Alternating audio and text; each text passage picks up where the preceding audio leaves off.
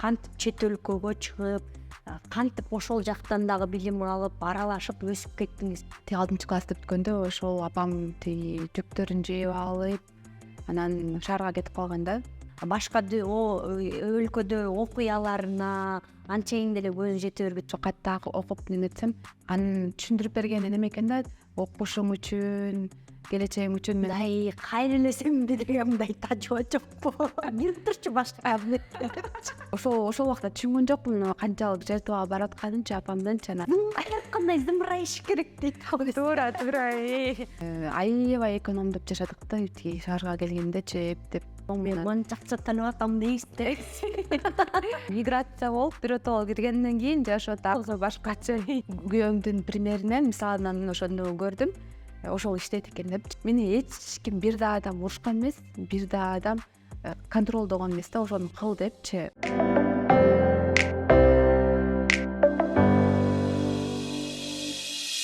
Саламатсыздарбы урматтуу YouTube каналымдын көрүүчүлөрү?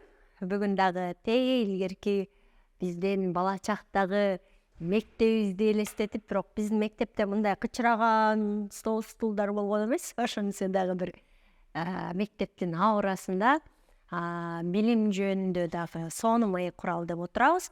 Бүгүн бизде меймандан IT-Run программалоо борбору жана American European School жеке мектебинин негиздөөчүсү Жакыпова Наргиза мейманда. Саламатсызбы? Билимге көңүл бөлгөнүңөр аябай жагып атат мага. IT-Run'дагы мен балам барган аяка кичинекей балдар азыр программалоого аябай көңүлү бөлүнүп, укуусу агылып барып атышат. Аяктын баягы ошол борборду жасап атканда максатыңар, мүдөөңөр эмне эле, ошого жеттиңерби? Анан жаңы муун кандай муун экен?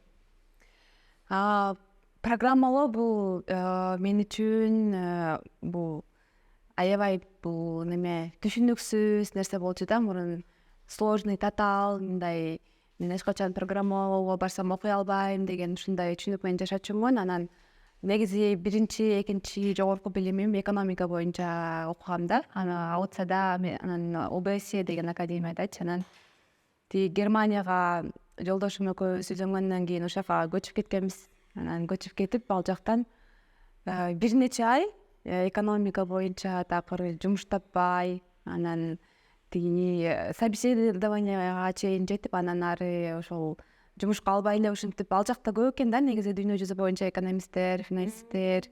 Анан мен окууга тапшырып жаткан убакта ошол экономисттер менен юристтер аябай көп акча табат деген убакыт болчу да. Анан ошол убакта мен дагы экономикага тапшырып, анан бирок Германияга ошентип көчүп кеткен да, такыр жумуш таба албай койдум.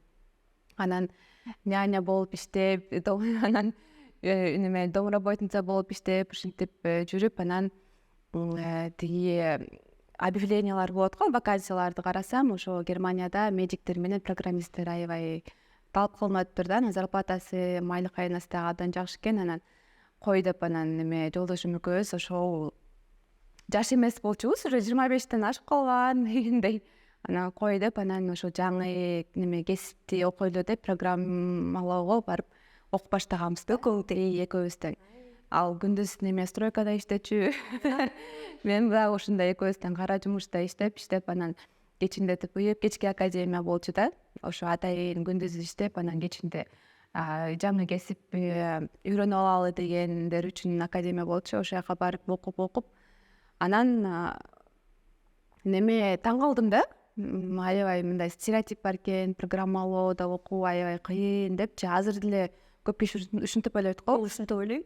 Андай жетпейт деп. Мен да ошондой болчумун да. Анан андай эмес экен, бул стереотип экен да негизичи. Анан программалоонун ичинде дагы бир нече кесиптер бар экен да. Мисалы үчүн дизайнер, анан проектный менеджер дегендер, андай тестировщик дегендер, ал жактарда именно жана код жазуу минималдуу түрдө неме бар да. Анан көбүнчөсү мындай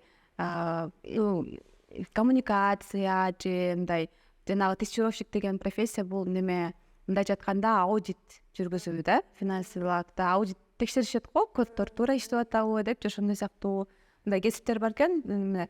Чындыгы код жазуу эмес, бирок ошол программалоо кесиптери дагы болуп эсептелет. Анан мен дагы ошондой бир кесиптин эси болуп калдым, бул локализациялоо дегенчи. Анан бул мисалы үчүн чет өлкөдө бул бир неме приложенияларды түзүшөт, сайттарды түзүшөт. Приложение бул кыргызча колдонмо деп которуп койгонбуз. Ошол колдонмолорду биз кыргыз тилине которуп, анан кыргыз тилдеги Кыргызстандагы колдонуучуларга жараша ошолорго мындай бир типке келгизип, анан ошол локализациялап иштедим. Анан мен Google'дун проекттери менен иштедим да. Мисалы үчүн Google'дун 39 долбоорлору бар, жанагы Gmail, YouTube, анан Android жана башка ушундай долбоорлору бар. Алардын баардыгын кыргыз тилинде колдонсо болот. Анан ошону биз кылганбыз да, 4 жылдан ашык ошентип удаленно Google'дун долбоорлору менен иштеп, анан Айлы кыргызчалап. Анан көп технологиялык сөздөрдү өзүбүз биздин тарыхта андай сөздөр жок болчу да. Анан өзүбүз отуруп кеңешип командабыз мененчи анан мисалы үчүн приложениени кандайча которобуз кыргызча депчи, анан ошентип колдонмо деген туура келет окшойт деп колдонмо деп которуп, мындай көп сөздөрдү ошону биз өзүбүз ойлоп тапканга туура келди да. Рэп пайдаланган турган сөздөр.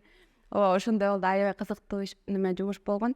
Анан бул жанагы программалоодо дагы бир мындай жакшы жери удаленно алыстан иштесе болот да. Жөн эле компьютер керек, анан интернет керек. Анан менин жумушум дагы ошондой болчу.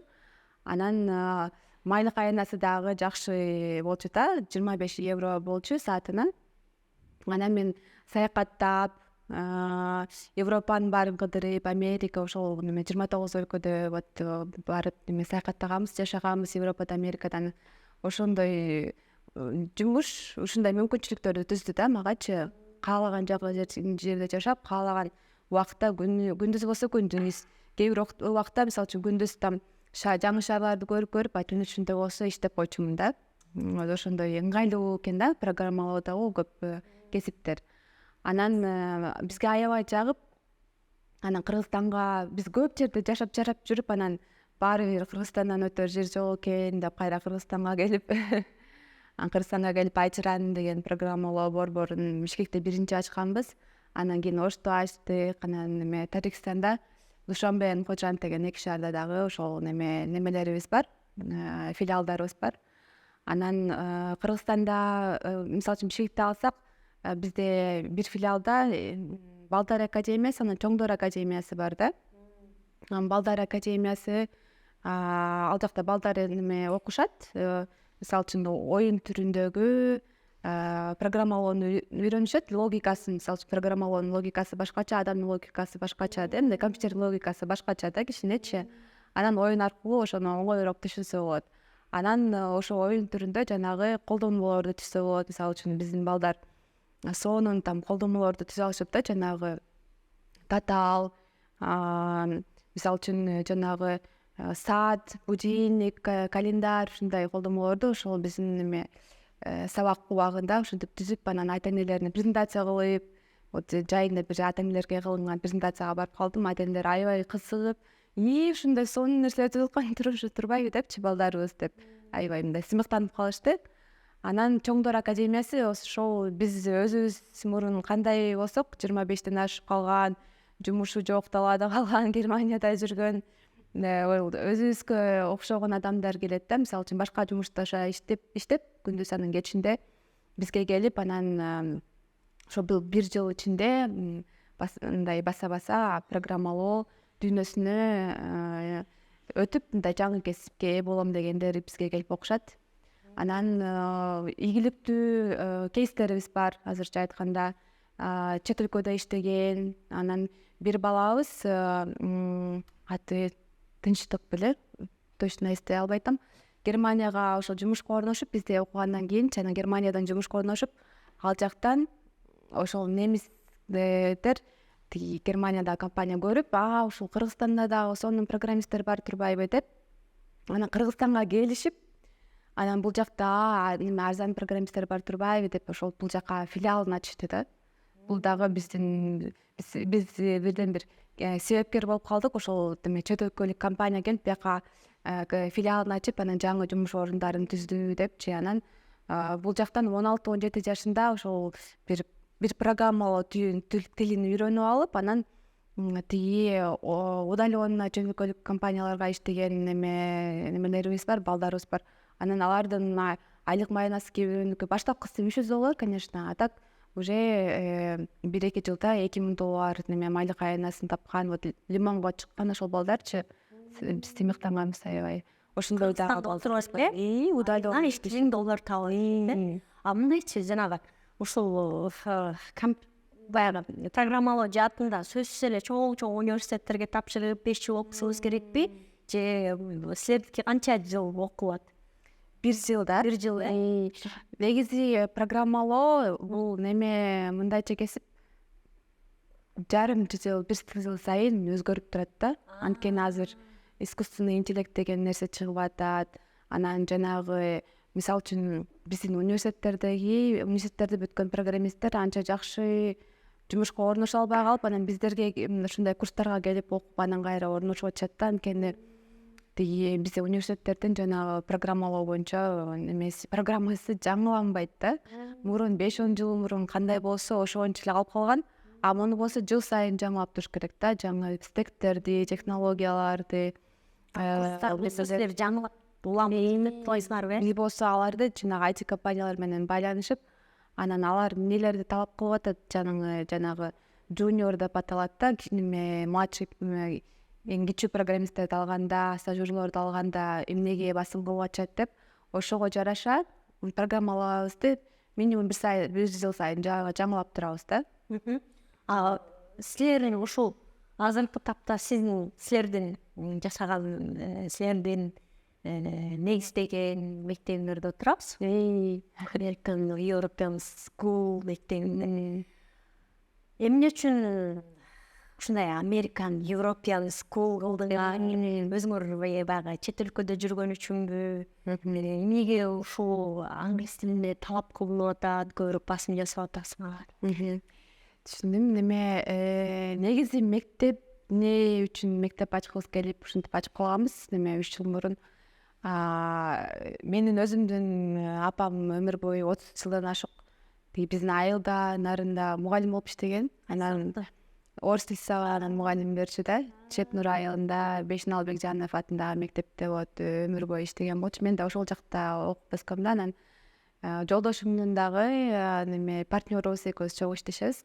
Анын дагы ошо апасы өмүр бою 30 жылдан ашык ошол орус тилинен мугалим болуп иштеген да. Анан мугалимдердин балдары болуп, ушундай жанагы радиология боюнча дагы биздин таланттарыбыз балдарыбызга өтөткөн да. Анан ошо экөөбүздүн тең апабыздын таланттары бизге өткөн окшойт.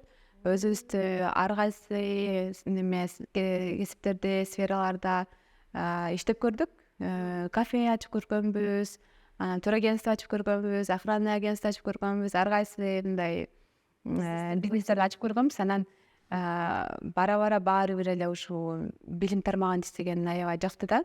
Ушул генетика боюнча өткөн окшойт. Анан өзүбүз да окуткан жакшы көрөбүз, мындай сабак берип, наставничество алган жакшы көрөбүз. Анан ошол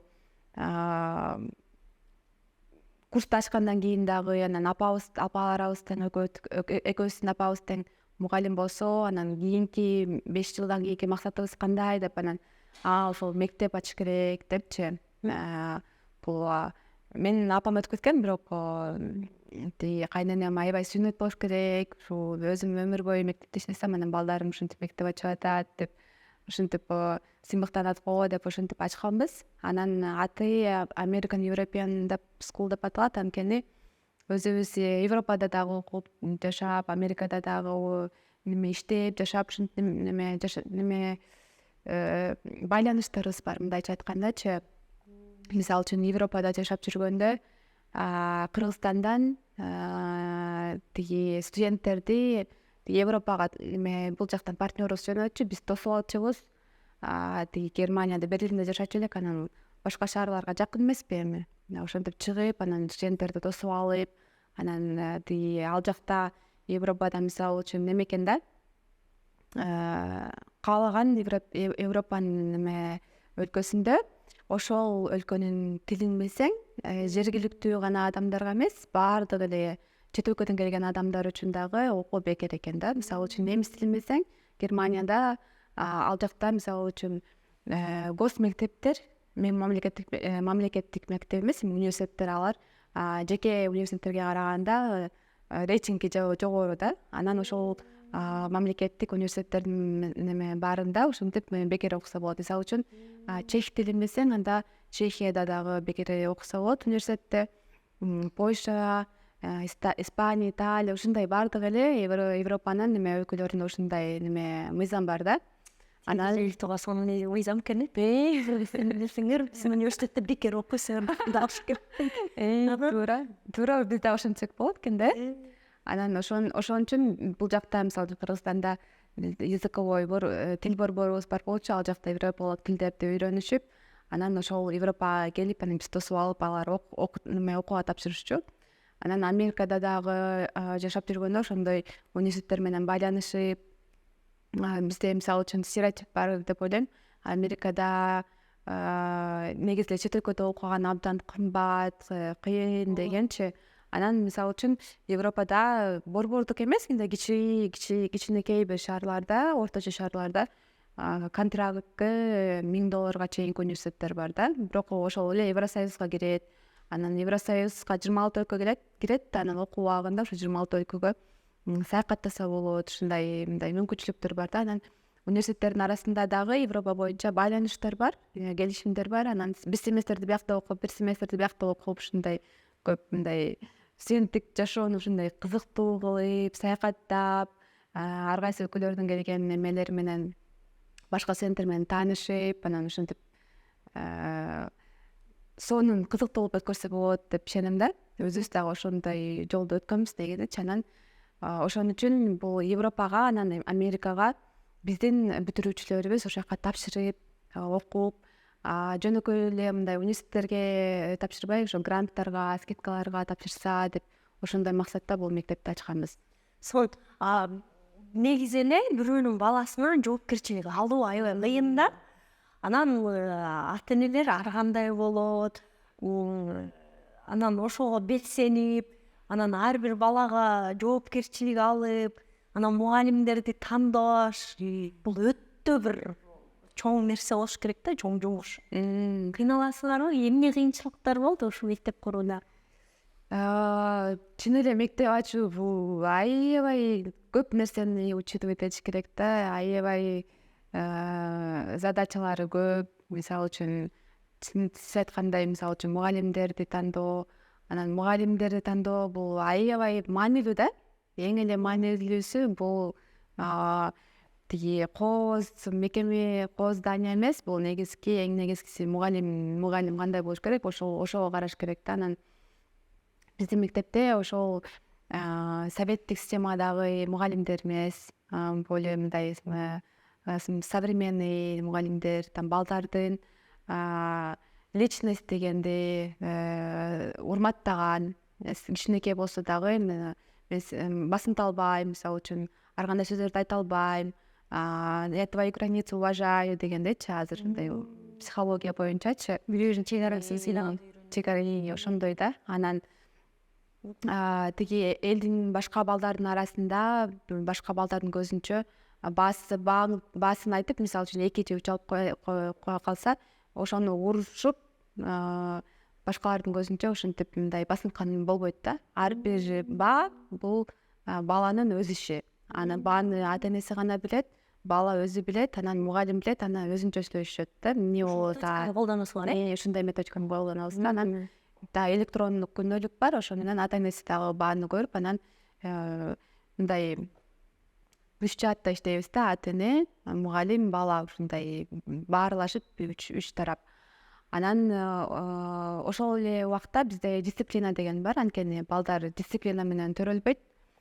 Аны биз мектептин бирден бир негизги талабы бул ошол максаты, ошол балдарга дисциплинаны үйрөтүш керек да. 11 жыл бою бир жака барып, окуп, анан сабактарды аткарып, анан партада 45 мүнөт кыймылдабай отуруп, ушундай мындай, анан башкалар менен сүйлөшкөндү үйрөнүп, башкаларды урматтаганды, сыйлаганды үйрөнүп, ушундай мектептин немелери бар да, талаптары, задачалары бар, ошолорду биз аткарабыз.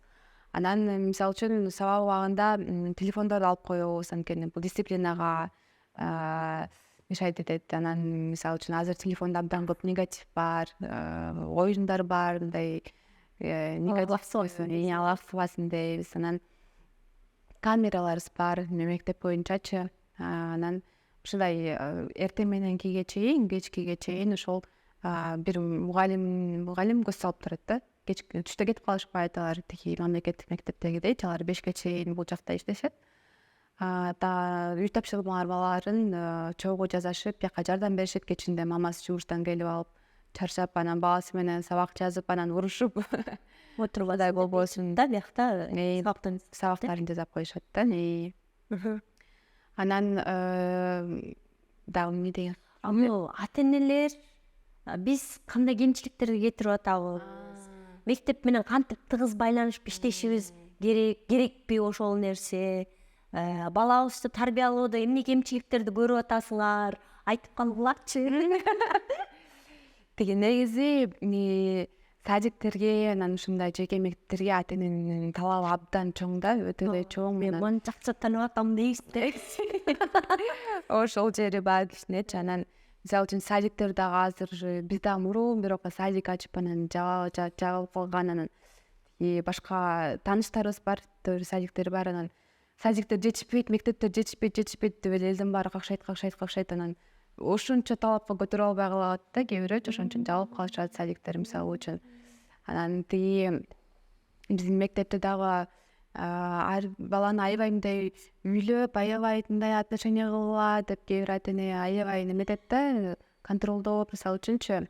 Бирок негизи чыныгы жашоо башкача деп ойлойм да. Мен өзүм атасы жок эле өсүп, айылда эле чимкиригим агып эле бир этаждуу кепеде эле окуп, анан эшикте түштөн кийин каякта жүргөнүмдү эч ким карабай эле, анан эч ким мени урушпай эле, тапшырмамды карабай эле, анан өзүм эле сонун эле 5ке окугам да, өмүр бою элечи. Анан именно 5ке окуган балдардын эмеси эмне үчүн 5ке окуйт десе, бул алардын себеби башкача да, бул мотивация болуш керек. Аны окуу, сабак жаза деп мисалы үчүн кыйкырып, мугалимдер тиги мектепте кыйкырып, же ата-энеси кыйкырып неметсе, ал иштебейт.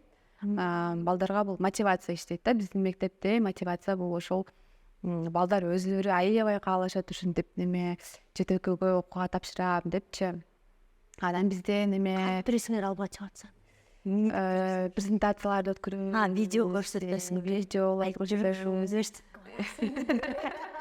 Анан чет өлкөдө окуп келген немелерди, спикерлерди чакырып айтабыз, вот ишенгиле, вот бул мисалы үчүн аутсайдын бүткөн тааныштарым баары эле чет өлкөгө экинчи билим алып келген. Анан алардын баарын чакырып, ай сайын анан алар мотивационный тренинг өткөрүшүп, өзүнүн тажрыйбасы менен бөлүшөт мисалы үчүн. Анан мектептин ичинде дагы өзүбүздүн мотивациябыз бар. Мисалы үчүн жылдын аягында 25-майда тиги жакшы окуган, жүрүм туруму жакшы, олимпиададан орун алгандар, английский жакшы болгондор балдарга тиги сертификат, скидка беребиз мектептин бюджетине жараша кийинки окуу жылыначы. Анан мисалы үчүн быйыл 40тан ашык балабыз алды да, 20.000ге чейин сертификат алышты. Анан тиги 3 балабыз 100% грант алышты да, мектепте бекер окушуп, ушунча акчаны ата-энесине экономдоп беришти. Анан ошол аябай мотивация болуп иштейт да. Бул финансылык мотивация балдардын арасындачы.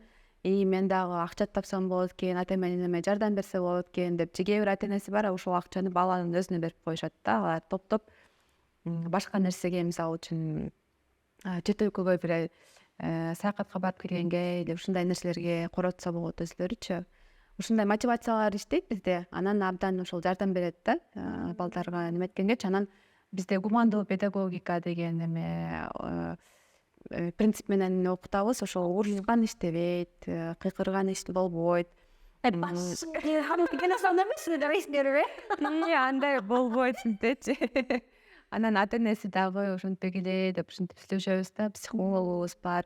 Анан кээ бир балдардын проблемалары, бир нерселер болуп атса, психолог сүйлөшсө, анда үйдөн мисалы үчүн ата энеси ажырашып кетти или там тиги атасы сабап коюптур деген ушундай нерселер болот. Анан ата энеси менен сүйлөшкөнгө аракет кылабыз, ушундай болбойт. Азыр балдар такыр башкача да, жанагы кнуты, пряники деп мурун иштечү эмес, иштечү го ушундай методика. Пряники это бул мактоо, там вознаграждение, кнуты это мындай сабаган. Азыр мындай иштебейт, такыр иштебейт да кнуты дегенчи. Жугуштууларды алсаң, алдында дагы иштебейт. Балдарды тарбиялам десең, окутам десең, өзүң балдарыңды дагы чоңойтам десең, ал дагы иштебейт да. Ошо только мотивация бериш керек или мындай өзүнүн каалоолору, максаттары башкача болсо, мисалы үчүн ата энесиникинен башкача болсо, анда урматтап, ошол личность өзүнүкү бул өзүнчө адам деп, өзүнчө жөнүн коюш керек дегендей. Ата энелер өзүбүздүн каалообузду балага таңуулаган жагынан жакшыбыз да. Азыр деле ошентишеби ата энелер? Ошол өзүнүн каалоолорун таңуулаган ата энелер бар. Мисалы үчүн тиги ата энеси медик болсо, анда биздикинде химия менен биологияга басым жасагыла, ошолорго там олимпиадаларга катышсын.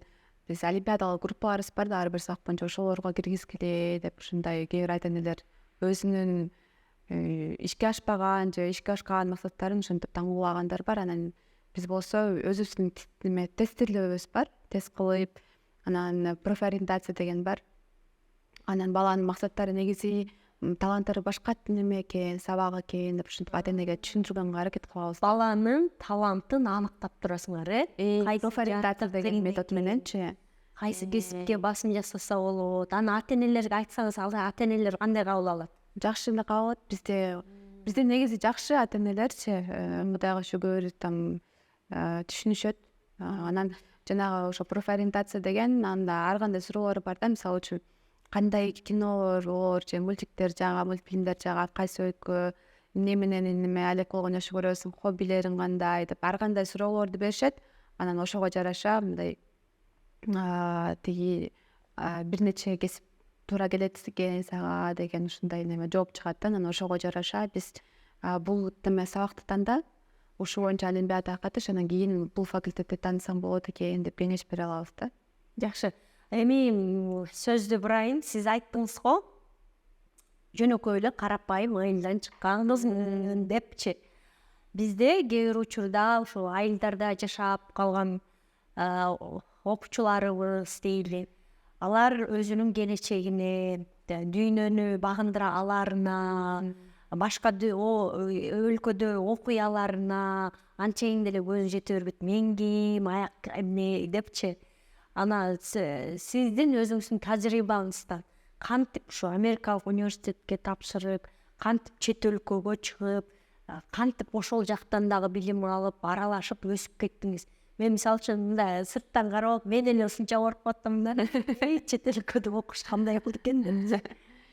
Чын эле мурун там 7-класска чейин ошо айылда окуптум. Анан ошол убакта кандай кызмын, анан азыр кандай айыл болуп өстүм, мындай асман менен жердей да. Ошол кичинекей кезимде айылда окуп жүргөндө билбейм, мындай эмнегедир эле ошол кызыктуу болчу да. Там шаар тараптан ары шаар тарабынан келаткан машиналарды көрүп эле, отуруп алып эле карап эле, каяктан келатат деп эле таң калып, анан мисалы үчүн Нарынга же Бишкекке келгенде аябай чоң бир майрам болчу, соонун көйнөк кийип алып, анан Бишкекке келгенде өлө эле таң калгам да.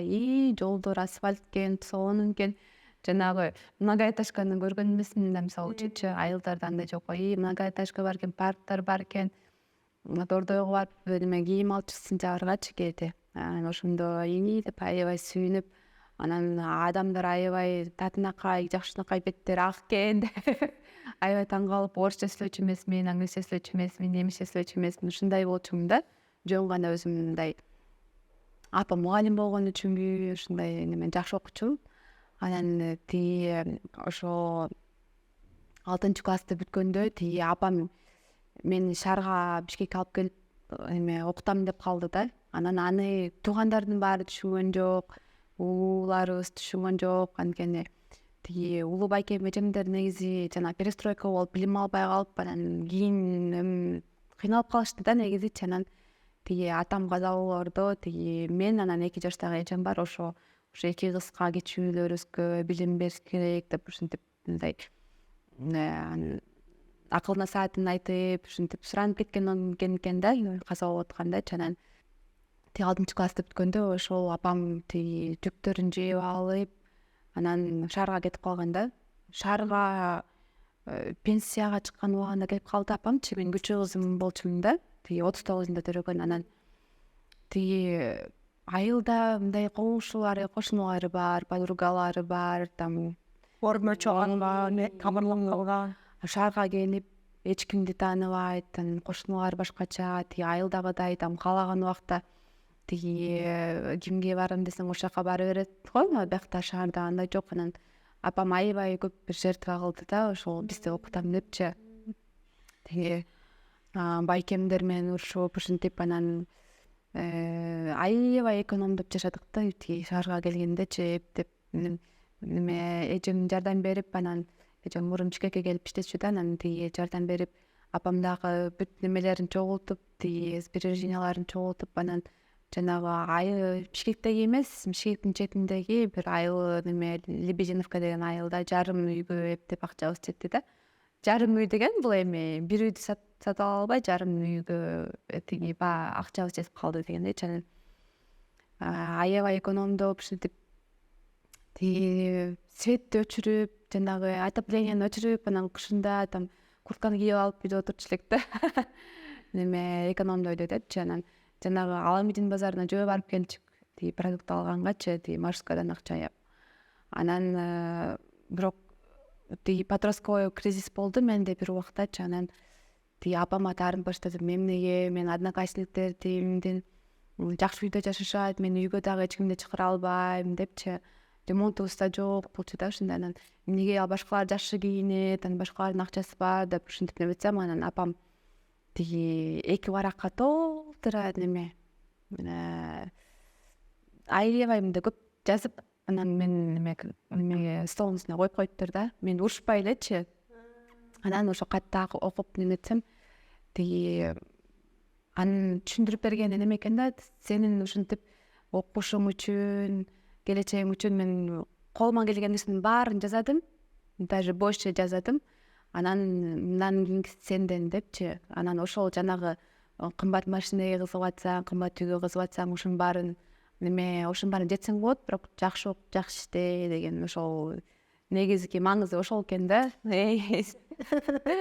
Анан ошол тиги старший класстарга окуп калганда ошо америкалык университет тууралуу билип калдым.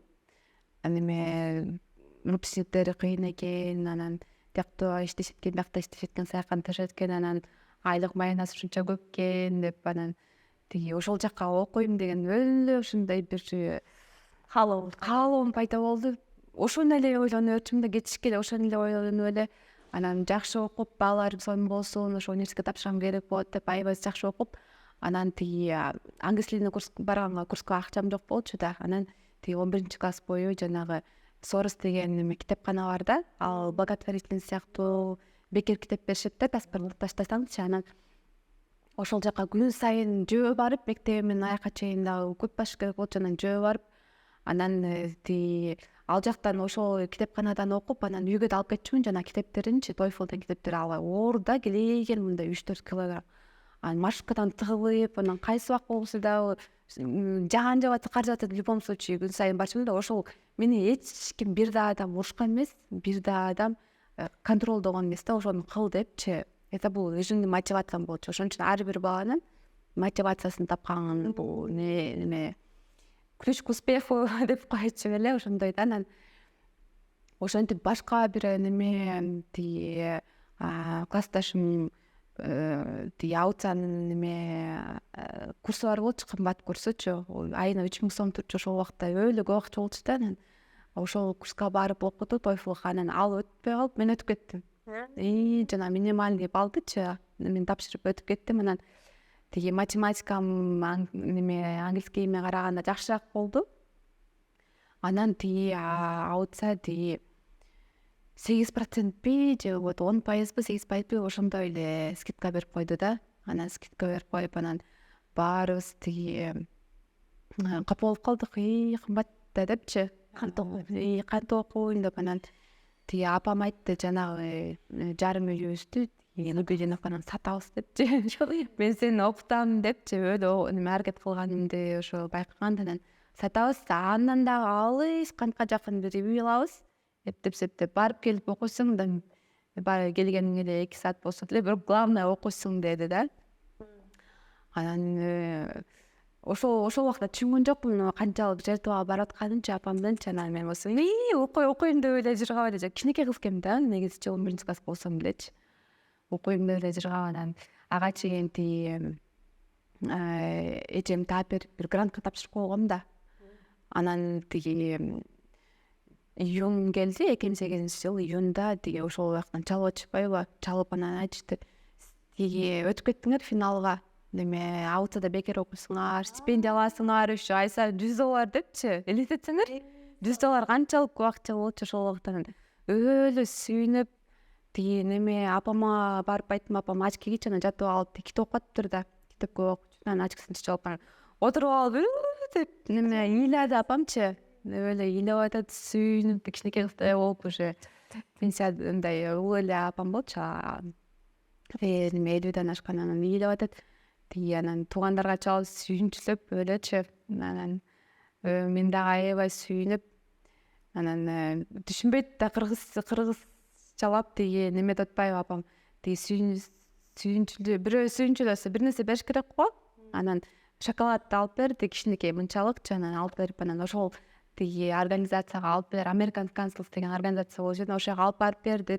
Алып барып берсем тиги кыз албай, алар взятка деп неме башкаларын түшүнүп калат депчи. Анан албай койду ошол кызчы. Анан ошол USKF деген грант жаңы башталып атыптыр эле.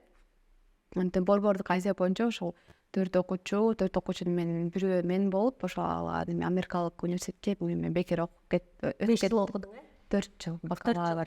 Кайсы багытында окудуң? Экономика боюнча. Экономика сенин каалаган нерсең эмес болчу да?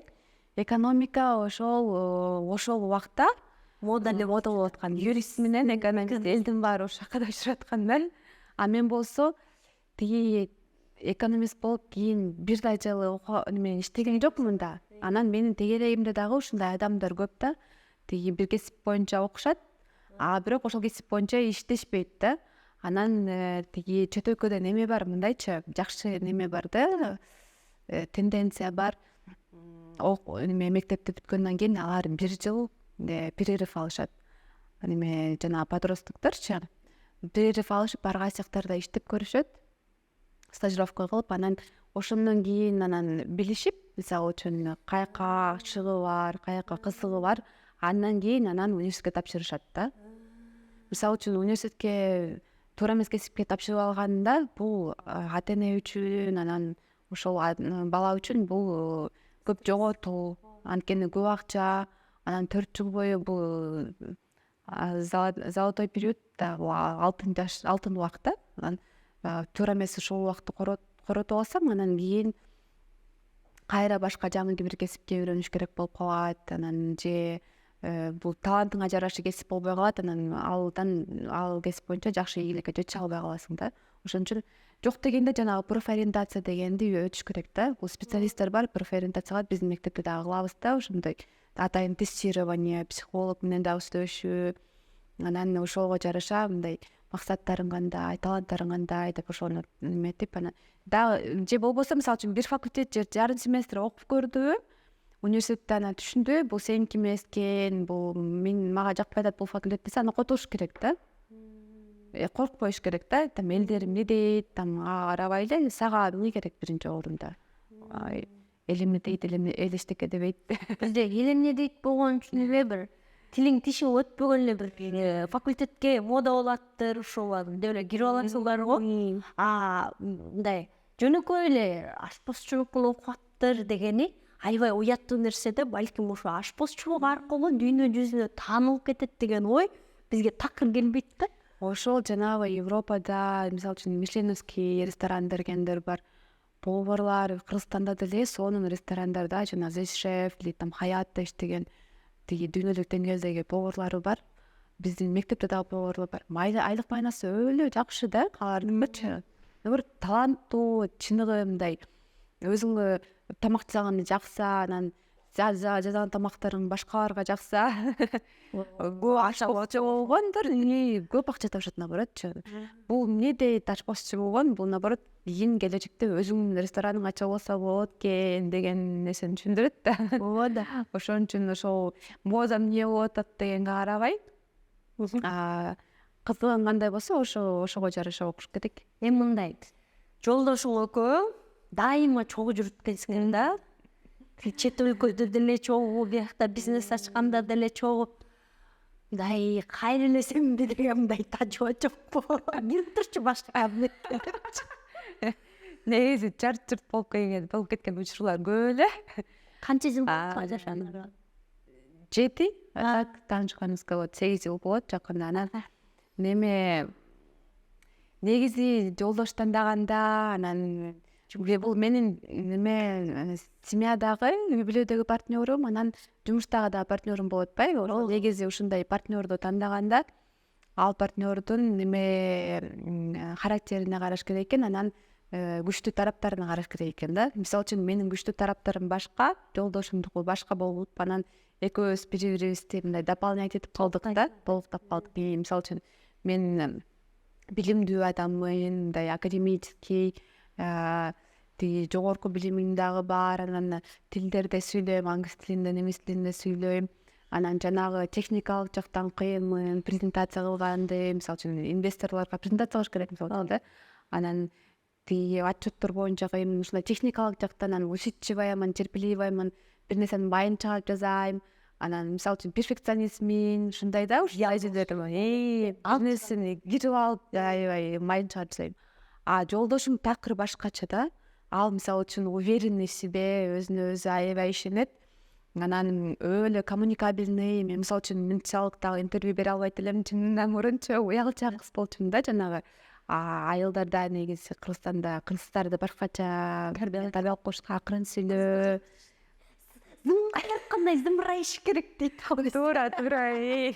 Акырын күл, чоңдордун көзүнчө сүйлөбө.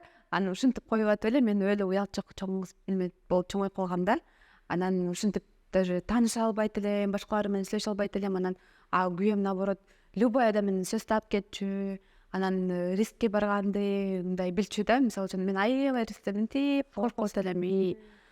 Анан ушундай экөөбүздүн бир ар түрдүү күчтүү тараптарыбыз дополнять этип, анан кийин бири-бирибизден ошолорду неметип баштадык, үйрөнүп баштадык. Ал мага мен сыяктуу перфекционист болуп, аябай требовательный болуп, ушундай да, азырчы усидчивый, там мудрый деген. Мен болсо ошол күйөөмдөн жанагы коммуникабельность, уверенность в себе, ачык сүйлөгөндү, ушундай веселый болгонду, ушундай нерселерди мындай жуктуруп алдым дегендейчи. Бири-бирин талкт этип туруп. Балалуу болдуңар, балабыз 3,5 жашта. Ага болгон тарбияны кандай берели деп атасыңар? Заманбап ата эне кандай болот экен? Ошо бала, мисалы үчүн күйөөм негизи окубаса дагы мындай кыйналып, мен мисалы үчүн өзүм ушундай наргиза болуш үчүн өлө көп иштедим да, окудум, эмгектендим.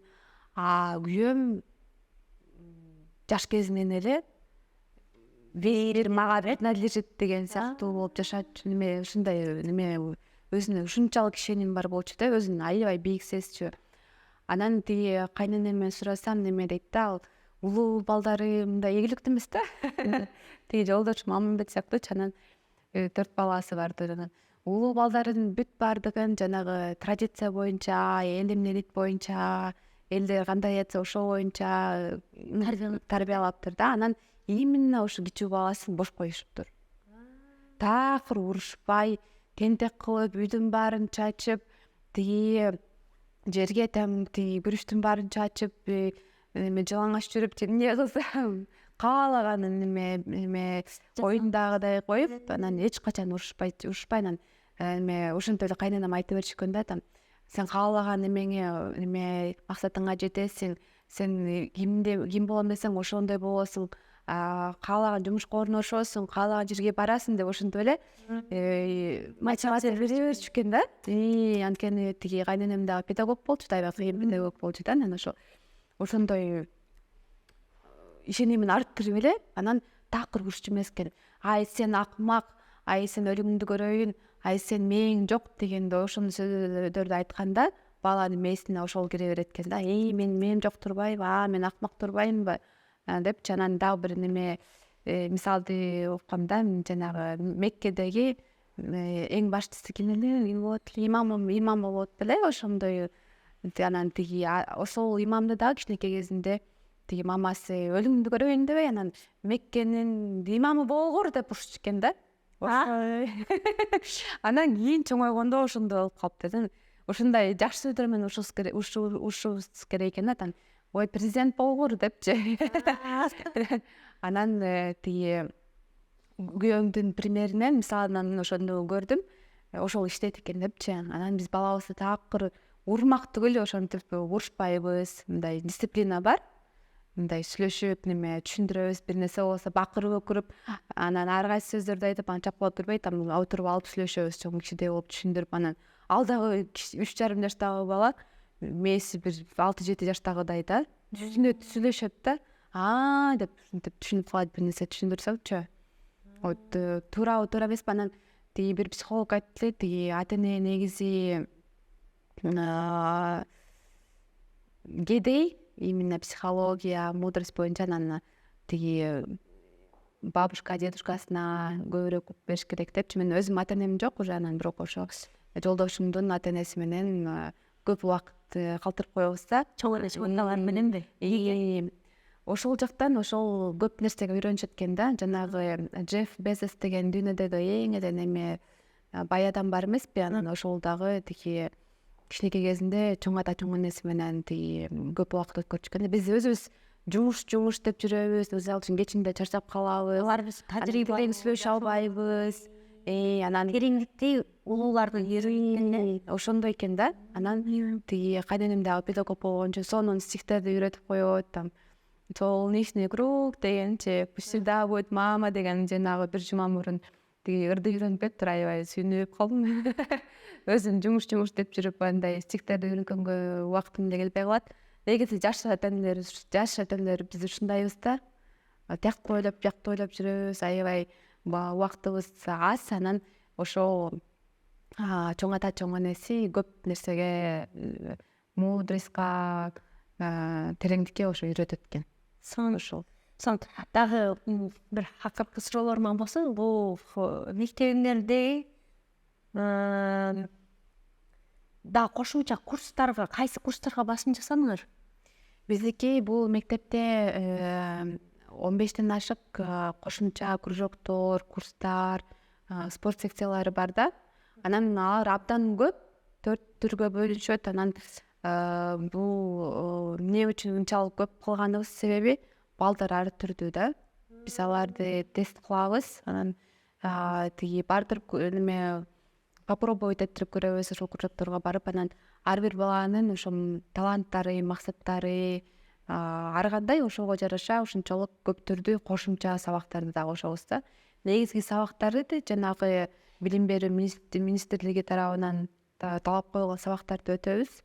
Анан ошол сабактар боюнча кошумча олимпиадалык неме группаларыбыз бар. Анан олимпиадаларды даярдайбыз да. Ошол өтүп кеткен окуу жылында биздин мектеп эң көп олимпиадада орундарды алды да. 1-2, 3 орундардачы. Биздики жаш эле мектеп.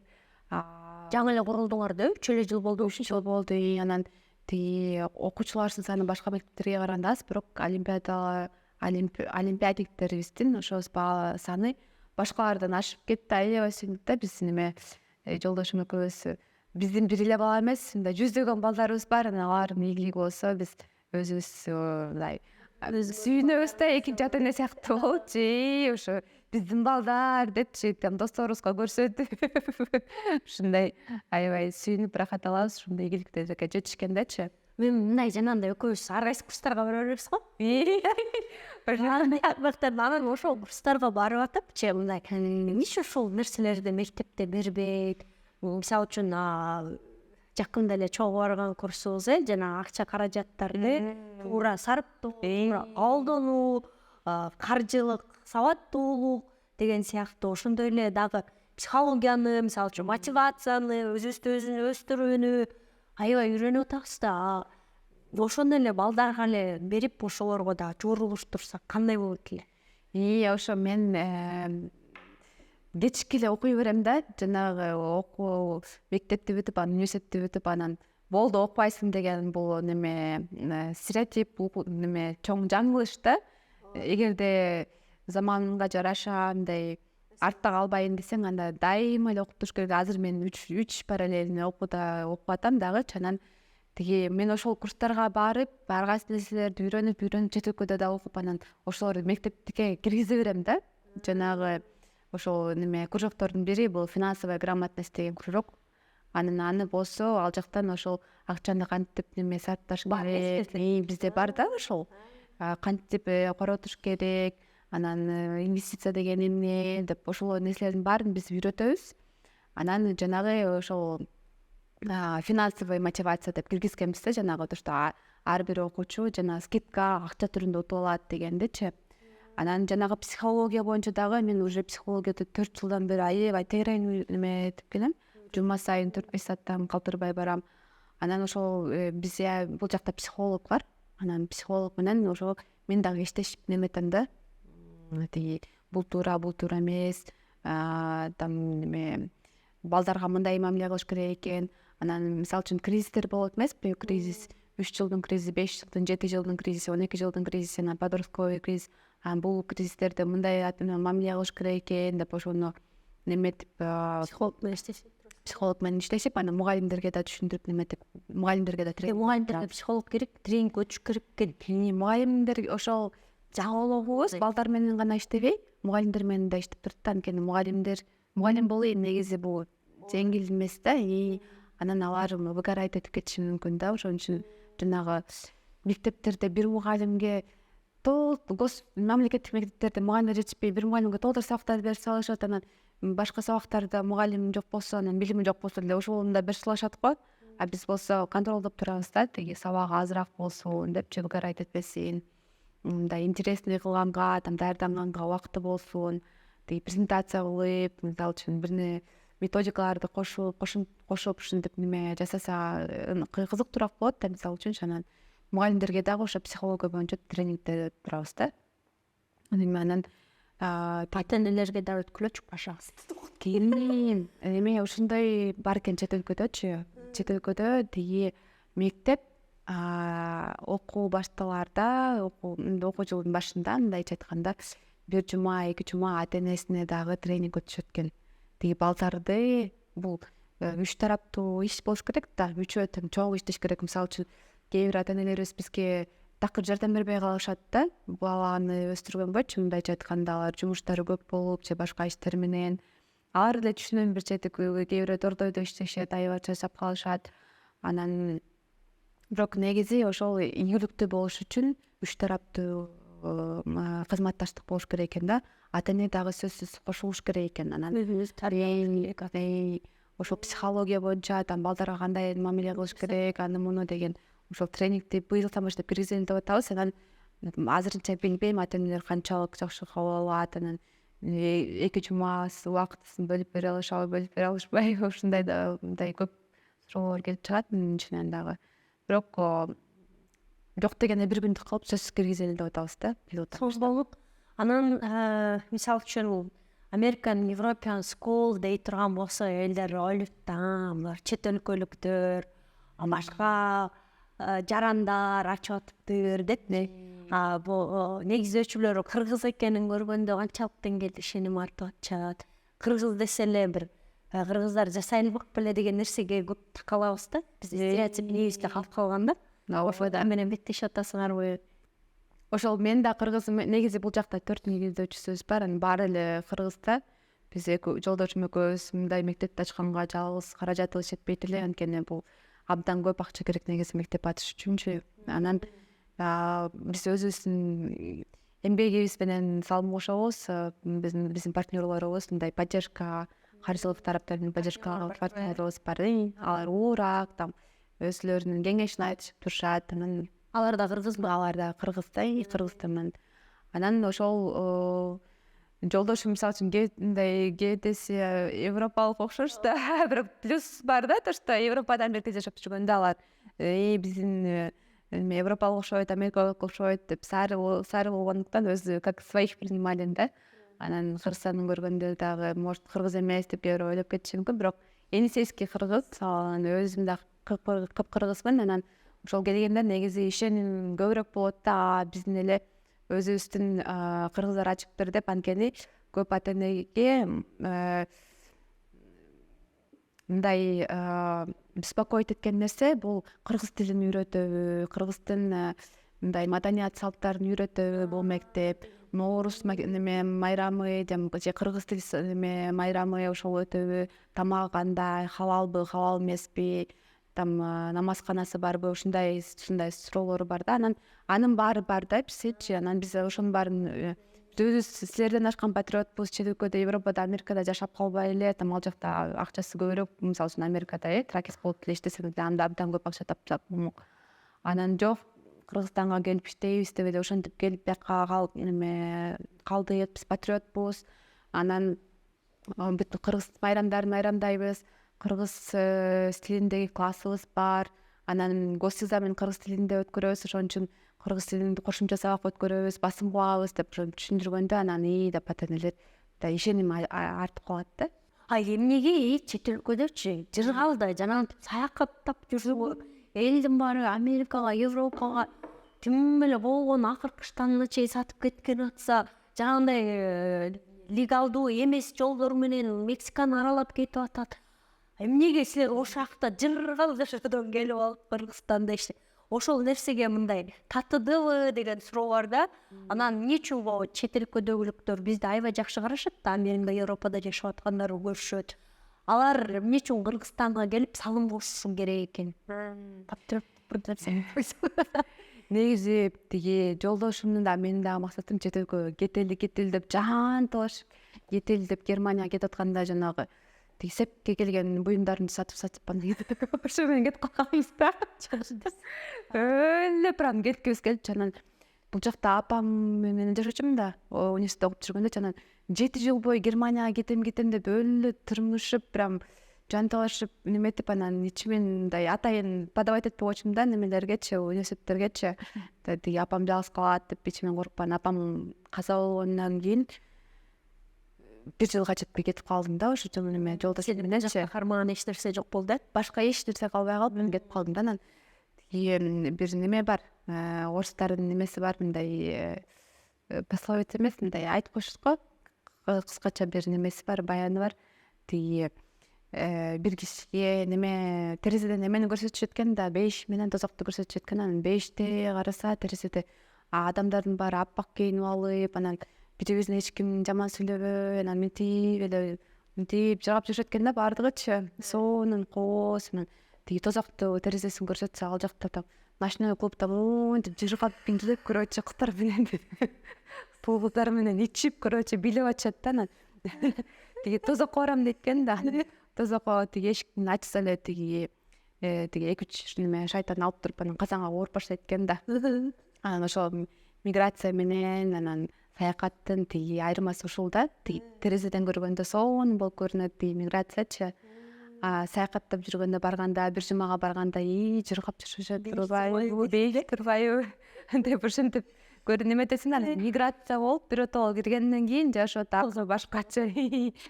Анан ошол кыргыздардын баарынан сурап көрсө, алардын эңсеген эле баары эле Кыргызстан кийин келебиз баары бир деп. Анан ал жакта баары бир экинчи сорттогу адамсың.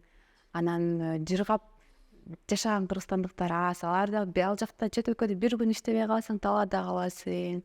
Ооруган болбойт. Анан Америкада мисалы үчүн жанагы медицинский больницаларда дагы бир жолу ооруп калсаң $10,000 чыгып кетиши мүмкүн. Мындай минустар аябай көп да, аябай ал жакта стресс болуп жашашат. даже Европада, Америкада дагы бар мындай кичинекей квадратурада. Биз өзүбүз бир комната снимать этип жашачубуз да. 500 еврого 7 жыл мурдук бул көп эле акча болчу. Анан азыр көрүп атам то, что вот кыргызстандыктар келип бул жака салымдарын кошконго мындай көбүрөөк кадам жасап башташты. Мисалы үчүн жакында тиги Аутсадан эми Hackathon AI деген искусственный интеллект боюнча хакатон өткөргөнбүз да. Ал жакта Айчран анан биз партнер болуп неметтик. Анан ал жакта Нурбек деген биздин жараныбыз Швейцарияда Google'да иштейт экен. Анан бул жака келип ошондой сонун мындай мероприятие өткөрдүк. 3 күндө 18 команда искусственный интеллект боюнча жана колдонмолорду салым кошо турган, өлкөнүн өнүгүүсүнө, адамдардын жашоосунун жакшырышына салым кошула турган сонун приложение колдонмолорду түзүшүп, анан бизге презентация кылышты. Мен жюриде болчумун еще. Анан ошолорду көргөндө аябай сүйүнүп калгам да, там чет өлкөлүктөр бизди унутуп калбай, Кыргызстанды унутуп калбай, баары бир салым кошуп атышат депчи. Анан мен өзүм Кыргызстанга келгеним мындай атай жалгыз эле ошол там патриот болуп, анан салым кошуп ойноп келген жокмун. Чын эле мага тамагы жаккан жок, погодасы жаккан жок. Мисалы үчүн Германияда абдан суук. Күн 1 эле саат тиет да, күндүзчү. Анан тиги мурун Америка тим эле бир неме жанагы бейиштеп болуп көрүнүп, анан эптеп жетип Америкага барып балабызды ошоктон өтө америкалык немеси да, гражданствосы Америка экинчиси. Анан аябай Американы мисалы үчүн пропиаренный деп эсептешет да эндерчи. Жана Голливуддун сүрөттөрүндө Майами өлө ошондук көрүнөт го. Ошо Майамини баламды төрөгөнбүз да. Жөнөкөй эле жашоо ал жакта делечи.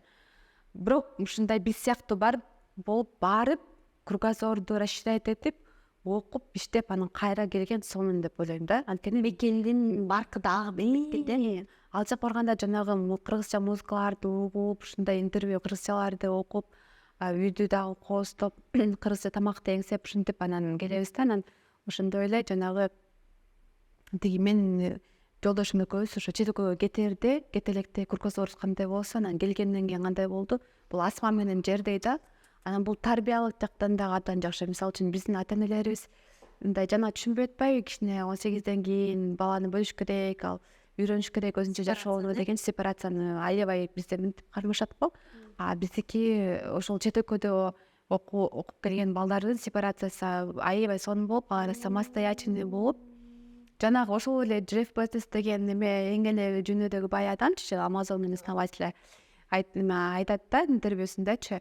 Мен ата-энеме эң ыраазы болгон убакытым бул алар мен 21-ге чыкканда, ал жакта 21-де совершеннолетие болот го. Анан 21-ге чыкканда тиги биз менен дальше ата-энесинен кеткиси келбей жашай бериптир да. Анан ата-энеси что-то бул кеткиси келбей атат деп туруп, үйдү сатып, анан автодом алып, анан Америка боюнча саякаттап кетип калыптыр да. Барсындайчы. Өзүңдөрдүн баш депчи. Анан ошондой айласында тиги Джефф Безос иштеп, анан кийин жанагы Amazon'ду куруп, ал миллиарддаган неме акча алып, анан көп адамдарга жумуш ордун түзүп берип, анан ушундай ийгиликке жетип, анан айтып атпайбы, ошо ата-энеме ошол убакыт үчүн рахмат айттым азыр деле депчи. Ошол чет өлкөгө барып окуган, ошо сонун да. Ушундай плюстары бар да, что балдар өсүлүп, самостоятельный болуп, анан өзүнө өзү көбүрөөк ишенип, анан кругозору кеңейет. Сон. Демек, балдарыбызды өз учурунда уядан учурганды билели, кругтоок болбой эле. Аябай сонун Агизат. Сен менен аябай бир башкача дүйнөгө кирдик. Аябай кубандык, эмсердей жаштар, жолдошуңар экөөңөрдөй жаштар ушинтип жаш муунду сүйрөп келатканыңар, жаңы дүйнөгө ээрчитип атканыңар, дүйнөнүн көрсүн, кругозору өссүн деп атканыңар, бул аябай кубандырып атат. Буга чейинки съемкамда маегимден ыйлап келгем. Жана Москвадагы мигранттардын багыттарын көрүп алып, ошол маек куруп алып, мындай көңүлүм чөгүп келген. Сен менен маек куруп көңүлүм көтөрүп, үмүт бар турбайбы деген нерсеге кептенип турам. Рахмат силерге. Билим бул ийне менен кодук казгандай дейт. Аябай чоң жумушту аркалап келатасыңар, балдарды билимге сугарып атасыңар. Бул аябагандай сонун миссия, чоң миссия, керемет миссия. Дайыма ошол өтөңөргө жете бергиле. Биз ар саубаша берели. Чоң рахмат, сиздин интервьюларыңызды дагы да көрүп турам. Ошо кыргыз тилине дагы өнүгүшүнө салым кошуп атасыз деп ойлойм. Кыргыз тилиндеги интервьюларды көрүп абдан кызыктуу, маек курасыз дайыма. Ушул бизге конок болуп кеткениңиздер үчүн чоң рахмат. Сизди аябай сыйлайм, урматтайм. Ошол абдан көргөнүмө кубанычтамын. Чоң рахмат. Урматтуу YouTube каналымдын көрүүчүлөрү, силерге жакты деп ойлойм. Пайдалуу болсо лайктан басыңыздар, оюңузду жазыңыздар, каналыбызга катталганды унутпаңыздар. Кайрадан көрүшкөнчө сак саламатта туруңуздар.